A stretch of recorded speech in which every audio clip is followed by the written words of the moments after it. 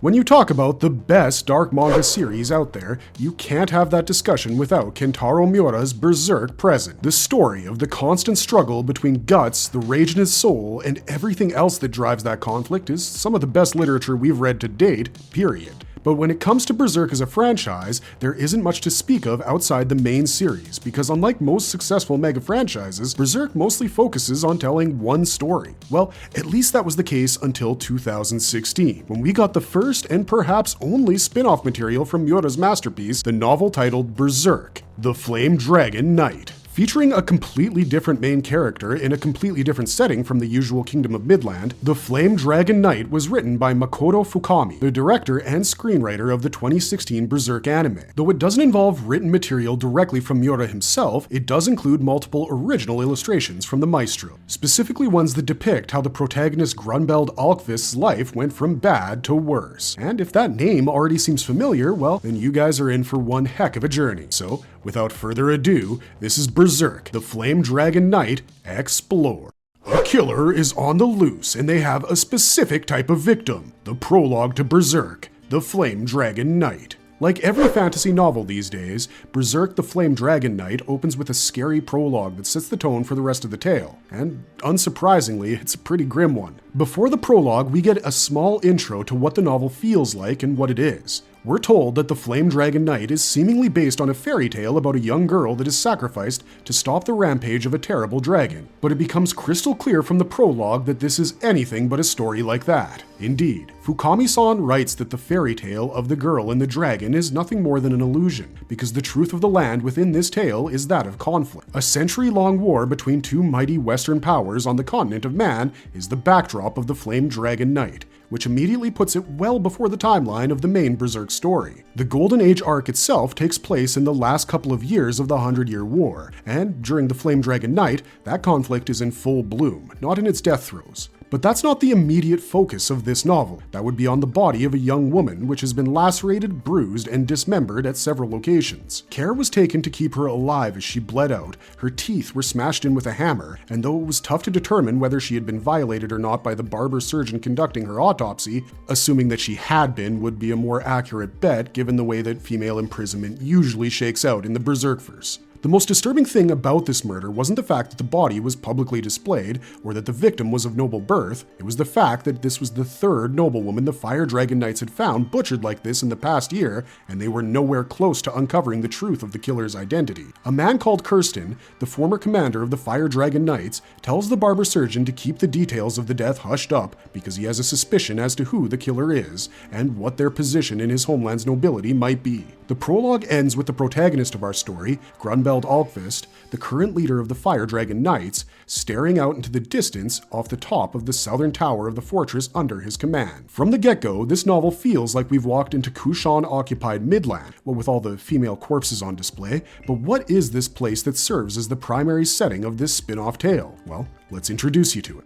Where does Berserk, the Flame Dragon Knight, take place? How is this place different from Midland and other Berserk locations? The Flame Dragon Knight takes place in a distant island nation called the Principality of Grant. Since the Kingdom of Midland is loosely based on the European mainland during the medieval age, it wouldn't be a leap to call Grant the Scandinavia of the Berserkverse. A more accurate comparison would be Iceland, because of the unique geography of the island of Grant. While there were many grassy plains on the island, and villagers did occupy these plains, the heart of the nation was within a volcanic crater, whose depression was formed in such a way that there was only one pass into the actual principality itself. This crater was created by an active volcano on the island, which is where the earlier dragon myth comes from. The more superstitious people on the island claim that the dragon still exists in the underground belly of the volcanic crater, and is the cause for the occasional lava spewing that occurs, but that's mostly natural because the great roar of the astral world hasn't occurred yet, and dragons aren't commonplace in this timeline. However, there is an interstitial forest within this crater that will become important later on in the story. The icy climate, island location, and active volcanoes aren't the only Nordic inspiration fueling this story. The chief god of the indigenous faith is the One-Eyed Sage, who is clearly meant to be a parallel to Odin, and the souls from the mightiest warriors from Grant were said to go to the Hall of the Gods, which is also something you should keep in mind as you learn more about Grunbeld's background. Coming to the layout of Grant, while it might not be inspired by any fantasy series in particular, it does feel pretty similar to a couple of places from George R.R. Martin's World of Ice and Fire. The first, most obvious one is Dragonstone, given Grant's volcanic nature, but another one would be a rather underrated castle from the eastern kingdom of Westeros, the Vale of Arryn. The Vale is essentially a valley located on the inside of a mountain range that blocks access to the region except from one path. This path is guarded by a fortress called the Gates of the Moon, but it is colloquially known as the Bloody Gate because no army has ever crossed into the Vale itself. The gates are constructed and manned in such a manner that a frontal assault always ends in slaughter, and that's exactly how the Fire Dragon's lair functions in the craterous region of Grant. The lair sits at the entrance of the Principality and blocks the pathway into it in such a fashion that, even while being manned with a small force of 3,000, it can repel attacks from forces 10 times bigger. This fortress is the chief reason Tudor raids on Grant do not succeed in encroaching on meaningful territory, because every time they try to go beyond taking villages, they're beaten back. This brings us to the key differences between Grant and the main setting of Berserk, which is Midland. For starters, as you might have guessed, Grant is a far weaker nation compared to Midland or any other Holy See territory, even Tudor. It is primarily a naval trading domain, but it has a proud tradition of chivalrous knights in the form of the Fire Dragon Corps. This actually clashes with the Norse influences we mentioned earlier, so what's the catch? Well, the Principality of Grant is technically a Holy See territory as well, but its indigenous faith is one that's hard to chase off. The primary adherent of the monotheistic faith is the Grant nobility, with Duke Haakon being the chief proponent of the foreign faith. This has left his country divided upon religious lines, amongst other things.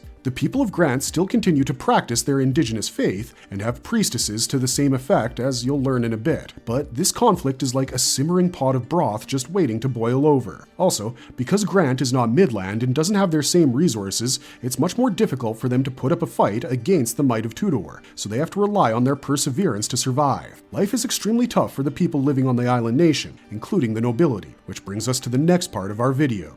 Who are the key players in Berserk? The Flame Dragon Knight. There are many side characters, shadowy organizations, and secret plots being hatched in this story, just like the main series. However, the focus is decidedly concentrated in this story. In Berserk, the Flame Dragon Knight, there are just over half a dozen characters that are integral to the plot of the entire story, and we're going to list them for you, starting with the main character. Grunbeld Alkvist. Berserk fans were actually introduced to the hero of this story far before it was ever written, when Grunbeld debuted in chapter 184 of Berserk as one of the apostles gathering to Griffith's call. It is extremely rare that we get to explore the backstory of an apostle in Berserk, and when it happens, it's usually a highlight reel or a particularly harrowing mind-projected flashback scene. But with this novel, we get the chance to take a peek into what turned this hulking beast of an apostle into a literal flame dragon. Because by the time this novel was published, Guts vs. Grunbeld 1.0 had already taken place, and we don't know about you guys, but we think it was a tie. So how did Grunbeld end up becoming an apostle? Well,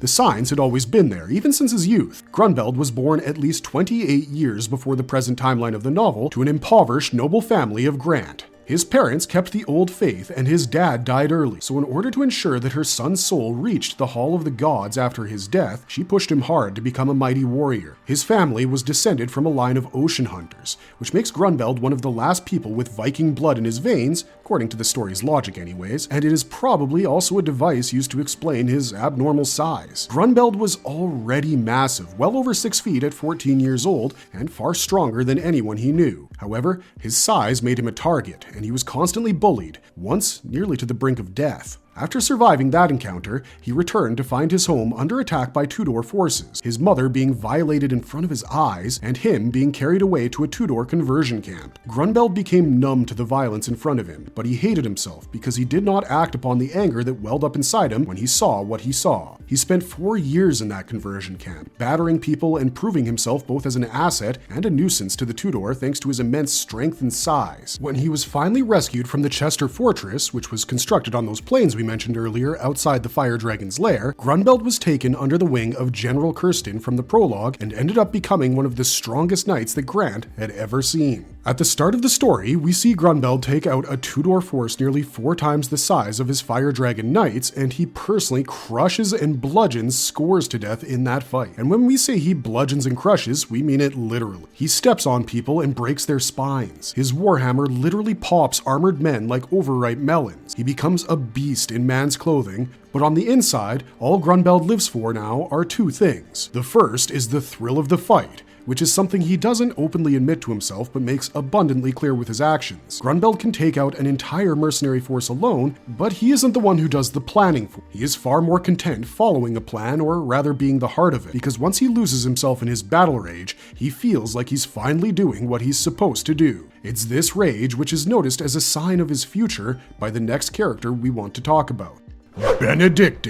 Remember how we told you guys that Grunbeld only barely survived his bullying on one particular occasion? Well, this character was the reason he survived. Benedict is a blind priestess of the indigenous faith of Grant, and she's also the granddaughter of General Kirsten. Despite her blindness, Benedict is actually a really good dancer, as she can perform all the traditional dances of her religion without skipping a beat. She's also great with animals, as she rides a massive white pet wolf called Ludwig, who reminds us of Ghost from Game of Thrones. Fun fact, the word Ludwig means famous warrior, which is what Grunbeld ends up becoming because Benedict saves his life. After Grunbeld is left unconscious and bleeding out, he comes to that interstitial forest we mentioned a few minutes ago and encounters who other than Benedict and Ludwig. The pair guide him to a healing pool, Grunbeld talks with them for a bit, and when they part, he thinks nothing of it. After he comes back from his imprisonment, he meets Benedict again, realizes who she truly is, and becomes great friends with her. Grunbeld and Benedict have a relationship that is perceived as being romantic by most others. They constantly ask each other when they're around people they mutually know, and their insistence on being with one another gives off the same impression to us as well. But Benedict thinks of Grunbeld as a brother, and we're never really expressly told what Grunbeld thinks of her at all. A marriage is proposed between the two of them, but it never comes to fruition because of the quirk that Benedict's blindness comes with. As a priestess of the one-eyed sage, Benedict is blessed with the ability to see the soul energies of people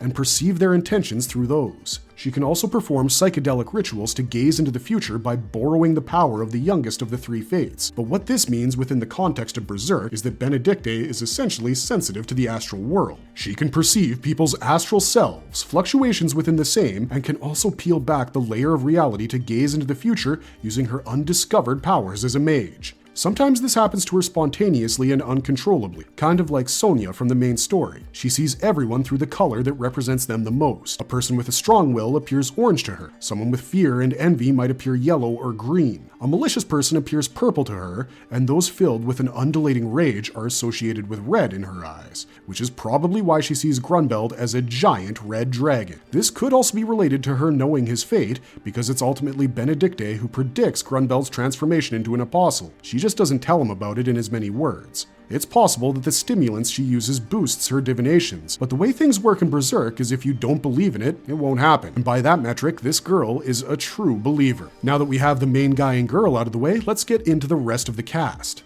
Sigurd. Sigurd is a captive noble girl Grunbeld meets and befriends in that two-door conversion camp he was taken to. During his first night of captivity, Grunbeld heard a girl's voice raise the spirits of the captive Grant children with a folk song, and that voice belonged to Sigurd. Despite being a teenage girl, Sigurd survived beyond harsh treatment in Chester and came out on the other side a woman forged in steel. During her time in Chester, Grunbeld once killed a soldier with his bare hand. It wasn't his fault because he was basically forced into it by the Tudor military, but it turns out that was the same guy who violated his mother, so he did hold some of the blame. Yet, because he was seen as a useful prospective asset by the Tudor forces, his punishment was administered to Sigurd instead, who was repeatedly violated and had hot pokers stuck into her back for the amusement of savages in human skin. She returned the next morning disheveled and lost, but when Grunbeld showed concern for her, she immediately put on her cheery demeanor once again. Perhaps it was the fact that Grunbeld knew and didn't see her as spoilt goods that attracted Sigurd to him. She stayed in love with him for years, but she never expressed her feelings to him and eventually ended up becoming Benedict's personal protector,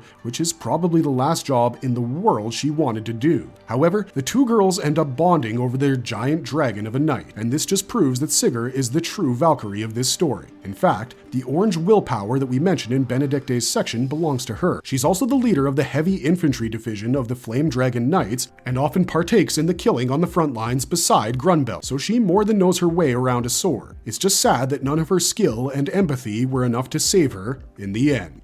Edvard. Another person who ended up befriending Grunbeld in the same conversion camp, Edvard is the illegitimate son of the Grand Duke of Grant, and initially, he believes that his father will come to save him and their people from their torments. Then he wishes it was just him. Eventually, he gives up even that hope and decides that the entire world is just crap, except for his two friends. Edvard forms a strong bond with Grunbeld throughout their shared imprisonment, and he has known Sigurd since they were children. He grows to admire the strength and outspoken nature of Grunbeld and decides to ally himself with the strongest guy in the room to put his own smarts to good use. This isn't to say Edvard isn't strong himself. When the Tudor forces would conduct military drills, Edvard would pair with Grunbeld, and even Grunbeld is surprised by his strength and skill. But as Edvard likes to say about himself, planning and strategy is what he's good at. When the Tudor forces decide to punish Grunbeld and his friends for becoming a symbol of hope for the rest of the imprisoned kids, it's Edvard's strategy that gives them a chance at survival. Tudor's plan was to make the kids fight a tiger, but Edvard requests the fight take place at night so he can use the torches used to light the fight pit to his team's advantage. Edvard's strategy buys them enough time for Grunbeld to smash the tiger with a giant warhammer kept in the pit by the Tudor general as a false hope, and they end up being rescued by General Kirsten's forces. After this, Edvard is made the second in command of the Fire Dragon Knights, and he becomes the brains to Grunbeld's brawn. Edvard is the guy making the plans, and Grunbeld trusts his instincts implicitly, which is what makes them a great team. But the Flame Dragon Knight commander doesn't realize his very existence is a thorn in the side of his best friend, because Edvard knows Sigurd loves Grunbeld, and he loves her himself. When Sigurd was taken away for her punishment, he lashed out like a wild animal, and that's when Grunbeld realized Edvard had feelings for her. He's oblivious to Sigurd's feelings for himself, which frustrates Edvard because he thinks Grunbeld gets everything he deserves without even wanting it. He holds resentment in his heart against his father for not trying to rescue him even once, and then not acknowledging him at the welcome back feast after. Edvard loves his friends more than the world, but his hubris as a duke's son keeps getting in the way of him seeing the good in what he has, which fills him with fear and envy, which is also the yellow and green Benedict associates him. So all of Edvard's life experiences, the neglect he faces from his family members, and the love that he cannot express with his own mouth ends up creating a tinderbox situation which explodes to disastrous effects towards the end of the story. But it wouldn't have been that way without Daddy Dearest. Duke Haakon. So you guys recall the grisly prologue we described at the beginning of this video? Turns out that was the handiwork of the Duke himself, Haakon, the worst character in the Flame Dragon Knight. Turns out the Duke has been under a lot of stress these days, and he's taking it out by abusing and molesting young noblewomen from his own principality. Haakon is stuck in a thankless regime where Grunbeld steals most of his thunder because of his sheer physical prowess. He wants to bring in the Holy See and reap the benefits of their corrupted monotheistic religion, but he can't do that if an ocean hunter and his priestess dominate court news. So what does he do? He uses his secret group of assassins called the Shadow Hand to kidnap those girls and bring them to his hidden dungeon so he can enjoy some me time. The Shadow Hand is basically Haakon's Bakiraka, but their leader is nothing like our boy Salat. Madzeus would be more like Rakshas than anyone, because he not only helps kidnap little girls, he helps bleed them out, break them down, and would even kill them with no hesitation if Haakon asks. He even gets his orders from him while the Duke pleasures himself. At the start of the series, Haakon throws a cold reception for Grunbeld, and his marriage to his current wife Fulda is deteriorating because she openly desires the Flame Dragon Knight commander, which also disconcerts their son Edvard. Haakon is really moving like Mad King Eris without the wildfire, but he's not averse to letting his people burn, as you'll find out about soon enough.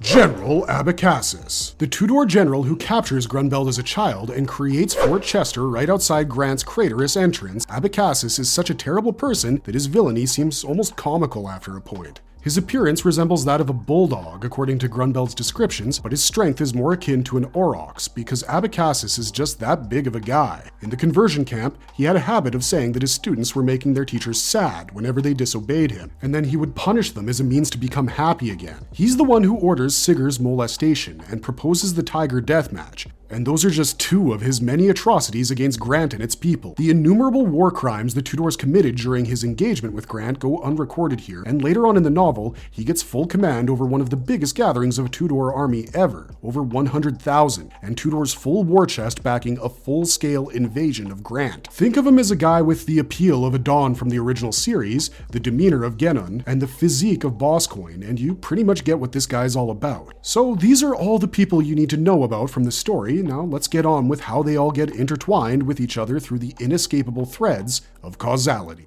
What happens that turns Grunbeld into an apostle in The Flame Dragon Knight? The primary conflict in Berserk, the Flame Dragon Knight, that leads to the apostle transformation of a character that is, for the most part, a gentle giant in his human life, is not the war with Tudor. Rather, it's their beating hearts in conflict that end up becoming entangled in a giant, tragic web of destiny being spun by an arachnid named Causality within this universe. Sigurd loves Grunbeld, and Edvard loves Sigurd, but they never say it. Benedicte wants to protect her Flame Dragon Knight, but she doesn't have the strength to do it. Abacus wants Grant crushed, but he doesn't have the resolve to break them, and Haakon just wants everyone to grovel beneath his feet, which hasn't been happening for a while. All of these unsaid thoughts, unexpressed emotions, end up becoming the catalyst for the downfall of everyone involved, but it starts with Haakon and Abacus. The Duke of Grant and the Tudor general have a clandestine meeting off the shores of the island, where they strike a deal that favors them both. Haakon wants the Holy See's power to overrule the indigenous faith, and he wants access to Tudor's immense wealth and luxurious lifestyle. So he agrees to sell out his own kingdom to his enemies, just so long as he gets what he wants out of them. Abacus, on the other hand, just wants to deliver Grant to his rulers on a bloody silver platter, and maybe take the lives of his old students as a way of relieving his sadness.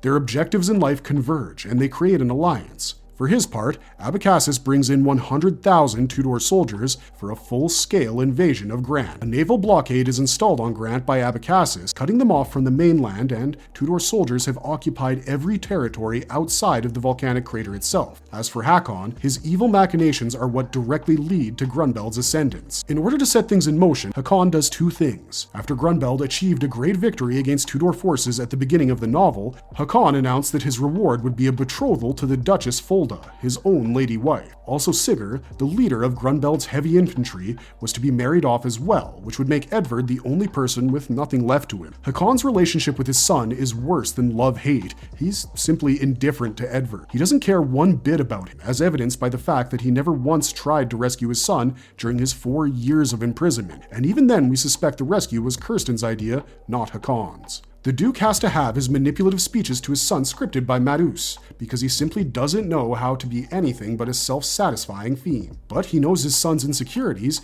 and he isn't above exploiting them to get his way, and to absolutely no one's surprise, it actually works. Edvard is a mess because he couldn't tell Sigurd he loved her before she was betrothed, and now his own mother was likely going to marry his best friend, who would then technically be in line to become the next Duke should Haakon pass away. Edvard was on the edge of losing everything, and then his mom pushed him over the ledge. Fulda's betrothal to Grunbeld might not have been her idea, but she was all for it because she wanted to mate with Grunbeld. In her mind, she was doing whatever she was doing to preserve the social dignity and status of her house, but in truth, she was just chasing her own desires. Fulda knows Grunbeld has a special connection with Benedicte, so she sends assassins after the girl and tries to seduce him herself. She nearly succeeds too, but Grunbeld doesn't give in, rushing to Benedicte at once on a gut feeling that something was gravely wrong with the whole scenario. Once again, Grunbeld doesn't do anything wrong, but perception is everything, and that's why his biggest mistake was not throwing on some clothes before leaving Fulda hot and heavy. As he was rushing after Benedicte, Grunbeld came across Edvard, who knew just where his mom was and with whom. When Edvard saw Grunbeld looking the way he did, he assumed the worst, and directly asked him if he'd slept with his mother or not. Grunbeld found the question preposterous and let Edvard know, but this moment is what ends up sealing his fate. Edvard walks into the chamber, finds his mom naked, learns that she was willing to do whatever was needed for the family, and snaps. He strangles his mother to death with his own 2 hands, which is the exact outcome Haakon and Madus were hoping for. Once he does it, he's led straight to his father, who reads out a script praising his son and appointing him as his official successor from memory, and then gives him authority over the forces of Grant as the Tudor invasion begins. Haakon also sends a royal messenger to Grunbeld and his Fire Dragon Knights to go defend a Tudor raid, but he misrepresents the numbers, which puts Grunbeld in a position where he's outmatched 20-1. Meanwhile, the Fire Dragon's lair is captured by the Shadow Hand and Edvard's new right-hand man Madus, as Crazy Ed himself goes after Benedicte and Sigurd. Grunbeld's forces are retreating toward the Fire Dragon lair's mouth, and Benedicte and Sigurd are running away from it, so the trio end up meeting with each other about midway. Despite learning of the shock of Edvard's betrayal, Grunbeld manages to hold out, at least until the heavy artillery comes into play. Edvard, crazed with loneliness, a lack of acceptance, negligence, and just overwhelming guilt, directs all his hatred towards Grunbeld and shoots a cannonball. Somehow, the Flame Dragon Knight manages to tank it with his shield, but then half a dozen cannon shots light him up and leave him for dead. As Grunbeld's life ebbs away from him, Benedict tells him to be reborn as a fire dragon and go search for the Falcon of Light, and the warrior for the first time thinks he doesn't want to hear her voice. All Grunbeld wanted as he died was a chance to keep the fight going, because he felt pathetic. This is what activated the Behelit, which he found in the stomach of the tiger he killed, and brought the God Hand in front of him. Void, Slan, Conrad, and Ubik offered him a chance to keep fighting an eternal war as a hellfire-breathing monster, and the prospect of such a life excited Grunbeld Alkvist. He asked what he needed to give back in return, and the God Hand demanded his friends. But to him, this choice was an easy one. Benedict was already on the verge of death. Sigurd was dying and about to be violated by Edvard, who had been driven insane by his father's evil machinations. By killing them, Grunbeld would be sparing them from a life crueler than what they'd already experienced. So he accepted. Immediately, he emerged as a giant fire-breathing corundum-skinned dragon, which scared everyone present shitless, including General Abacus. The Flame Dragon Knight devoured one half of his former best friend's body, then set the other two on fire with his flames to finally give them rest. Then he turned his attention to the 20,000 Tudor soldiers gathered on the field and the other 80,000 that were invading his homeland. In the course of a few days, the Flame Dragon Knight mercilessly killed every person that had tried to invade and molest his homeland, including his own duke, and thus ascended to the status of a legend. In chapter 194 of Berserk, the young Midland Lord Mule Wolfflame recalls Grunbeld's legendary struggle against the Tudor, thinking on how the Flame Dragon Knight resisted thousands of enemies with only 3,000 in his own ranks for well over a decade. But Mule also thinks that Griffith is basically Jesus, so we can't really trust his intuition, so to speak. The truth is, while Grunbeld's tale of chivalry and valor is indeed undeniably knightly, it also focuses on the one thing that qualifies him to become an apostle as well: his rage. Despite being brought up in an abusive environment, Grunbeld had learned to internalize that abuse as a source of strength at a young age. The only regret he always had was that he never gave in to his rage as much as he wanted to. His mother raised him to be a dignified nobleman and a fierce warrior at the same time, but in Grunbeld's mind, those two things could not be reconciled. Grunbeld was a raging fire dragon that was often restricted by self-imposed shackles, as opposed to those put on him by others. If he had had an outburst earlier in life, he might have been a very different character in this story, but the outcome would have been the same. He still would be qualified to become an apostle because of that fire that burned inside of him. He just chose to let it out in the final moments of his life, which is usually how these things go in the Berserkverse. Marvelous verdict. Berserk, the Flame Dragon Knight, often gets a lot of hate or just outright dismissal because it isn't written by Miura, or because it is written by the guy who ruined Berserk with his 3D crap, or because of both of those things. But personally, we don't think it's half as bad as people say it is. Sure, it feels a little rushed, but that probably has to do with the fact that it's translated that way. We're sure that if we all knew how to read Japanese and got our hands on the original novel, we'd feel a lot differently about this story because it's just as compelling as the main one and draws some really good parallels to the same as well. Guts and Griffith's roles are reversed in Flame Dragon Knight with Grunbeld and Edvard. Haakon is what the King of Midland becomes after Griffith defiles Charlotte. Abacus is every evil general from Berserk balled into one, and you get the idea. We think that Berserk, the Flame Dragon Knight, is at least worth a read through, if not a second and third, because it was the only spin-off that was commissioned by Miura himself, and from the looks of things, it will be the only one to ever have that distinction. But that's enough out of us. What did you guys think about the video? Let us know in the comments down below. Don't forget to like, share, and subscribe if you enjoyed the content, and we'll see you guys in the next one. Until then, keep struggling, strugglers.